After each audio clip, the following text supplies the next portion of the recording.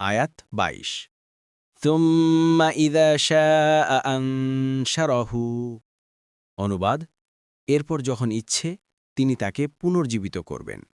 তাফসির: ১ নং ফুটনোটের বিবরণ, অর্থাৎ মৃত্যুর পর আল্লাহ তাআলাই মানুষকে পুনর্জীবিত করবেন। একমাত্র তিনিই এগুলো করার ক্ষমতা রাখেন। তারপরও মানুষ তাকে অস্বীকার করে, তার হক আদায় করে না।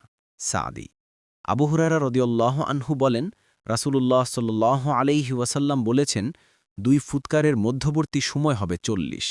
আবু হুরায়রা রাদিয়াল্লাহু আনহুর সাথীরা বলল, ৪০ দিন। আবু হুরায়রা রাদিয়াল্লাহু আনহু বললেন, আমি এটা বলতে অস্বীকার করছি।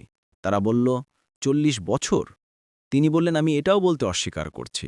তারা বলল, তাহলে কি ৪০ মাস? তিনি বললেন, আমি এটাও বলতে অস্বীকার করছি। তবে মানুষের সব কিছু পচে যায় একমাত্র মেরুদণ্ডের নিম্ন ভাগের একটি ছোট্ট কোষ ব্যতীত। তার উপরই আবার সৃষ্টি জড়ো হবে। বুখারী ৪৮১৪, মুসলিম ২৯৫৫।